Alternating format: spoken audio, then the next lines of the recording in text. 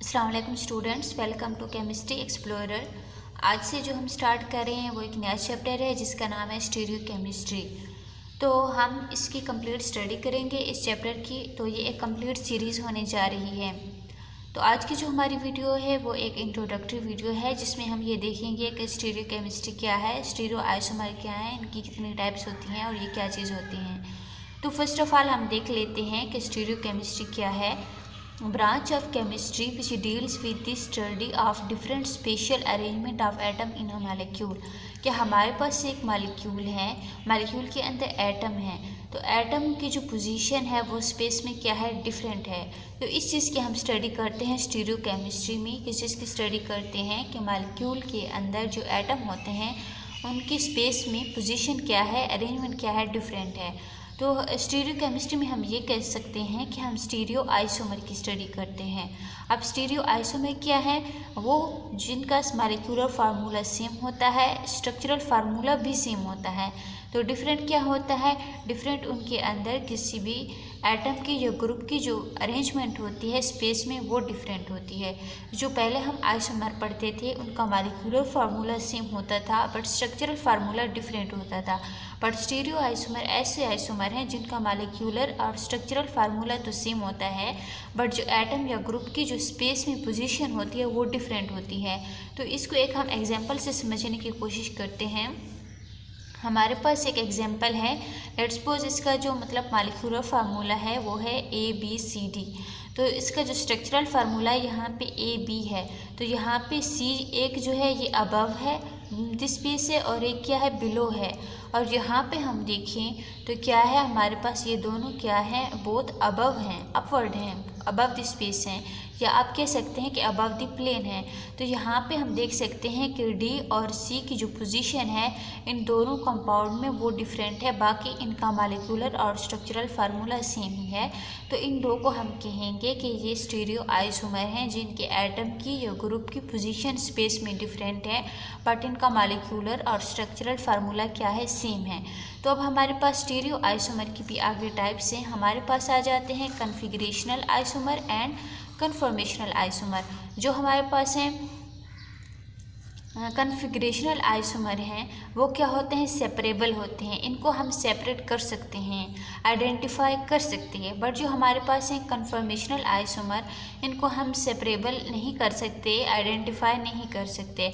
हमारे पास further types हैं कन्फिगरेशनल की में आइसोमर में आ जाते हैं इनेंशियोमर एंड डायस्टीरियोमर। जो इनेंशियोमर हैं ये क्या होते हैं, मिरर इमेज होते हैं, और जो डायस्टीरियोमर हैं ये नॉन मिरर इमेज होते हैं। ये इनका मेन डिफरेंस है। Enantiomer mirror image, diastereomer non mirror image. जो इनेंशियोमर हैं मिरर इमेज के साथ इसकी और कंडीशन क्या है कि नॉन सुपर इम्पोजिबल। अगर मिरर इमेज हैं और सुपर इम्पोजिबल हैं देन वो मीजो कंपाउंड होंगे हमारे पास, जिनको हम बाद में स्टडी करेंगे डिटेल में। बट फिलहाल के लिए हम यही चीज़ माइंड में रख देते हैं कि इनेंशियोमर क्या होते हैं, मिरर इमेज होते हैं, और डायस्टीरियोमर नॉन मिरर इमेज। हमारे पास फिर आ जाते हैं optical isomer and geometrical isomer. जो ऑप्टिकल आइसोमर हैं वो मिरर इमेज हो भी सकते हैं और नहीं भी हो सकते, मे आर में नॉट भी मिरर इमेज। बट जो ज्योमेट्रिकल आइसोमर्स होते हैं वो हमेशा क्या होते हैं, नॉन मिरर इमेज होते हैं। तो एक आपने ये डिफरेंस याद रखना है कि इनेंशियोमर मिरर इमेज होते हैं, डायस्टीरियोमर नॉन मिरर इमेज।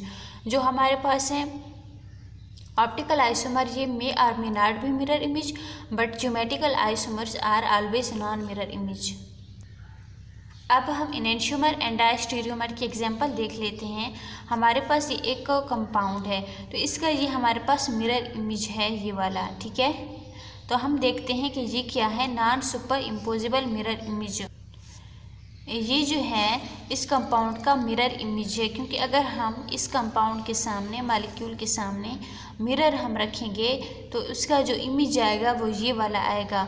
और अगर हम चाहें कि इस हम कंपाउंड को उठा के इसके ऊपर रखें तो ये हमारे पास नॉन सुपर इम्पोजिबल होगा, क्योंकि हमारे पास जो CH3 है ये यहाँ पे C2H5 के ऊपर आएगा और C2H5 क्या होगा, हमारे पास CH3 के ऊपर आएगा। तो ये सुपर इम्पोजिबल नहीं होंगे। जैसे कि हमारे हैंड्स हैं, तो एक हैंड को अगर हम उठा के दूसरे हाथ पे रखें तो वो उसके ऊपर सुपर इम्पोजिबल इम्पॉसिबल नहीं होता उसका मिरर इमेज, सही है। और अगर हम डायस्टेरियोमर की बात करें तो ये हमारे पास नॉन मिरर इमेज हैं, क्योंकि अगर इसका मिरर इमेज हम बनाएं तो हमारे पास हाइड्रॉक्सिल 2 इस साइड पे आएंगे, बट ये हमारे पास क्या है, नॉन मिरर इमेज है और नॉन सुपर इम्पोजिबल हैं। अगर आप एक कंपाउंड को उठा के दूसरे कंपाउंड पे रखें तो ये उस पर फिट नहीं आ रहा, तो ये हमारे पास हो गया डायस्टेरियोमर। अब हमने देखा था कि जो ऑप्टिकल आइसोमर हैं वो मिरर इमेज हो भी सकते हैं, नहीं भी हो सकते, और जो हमारे पास ज्योमेट्रिकल आइसोमर हैं वो हमेशा नॉन मिरर इमेज होते हैं। इसके अलावा जो हमने पढ़ा कि जो मिरर इमेज और नॉन सुपर इम्पोजिबल होते हैं वो तो होते हैं हमारे पास कायरल कंपाउंड, जिनमें हम इनेंशियोमर आ जाते हैं हमारे पास। बट अगर हमारे पास मिरर इमेज हैं बट अगर वो सुपर इम्पोजिबल हैं तो ऐसे मॉलिक्यूल को, ऐसे कंपाउंड को हम कहते हैं एकायरल कंपाउंड। एकायरल कंपाउंड क्या होते हैं, ये आइडेंटिकल होते हैं बट इनका क्या होता है, मिरर इमेज होंगे लेकिन सुपर इम्पोजिबल होंगे एकायरल कंपाउंड, और जो कायरल होंगे हमारे पास वो मिरर इमेज होंगे बट नॉन सुपर इम्पोजिबल होंगे, और कायरल कंपाउंड ही हमारे पास इनेंशियोमर होते हैं। तो ये आज की थी हमारी बेसिक वीडियो, इंट्रोडक्शन की वीडियो, जिसमें हमने enantiomer, diastereomer, meso compound, chiral compound, achiral compound, stereo isomer, इन चीज़ों के हमने देखा। अगली जो हमारी वीडियोज़ होंगी वो optical isomer and geometrical isomerism के बारे में होंगी। अगर आपको मेरी वीडियो अच्छी लगे तो लाइक कीजिए, शेयर कीजिए, एंड अगर अभी तक आपने मेरे चैनल को सब्सक्राइब नहीं किया तो सब्सक्राइब कर लीजिए। Thank you so much.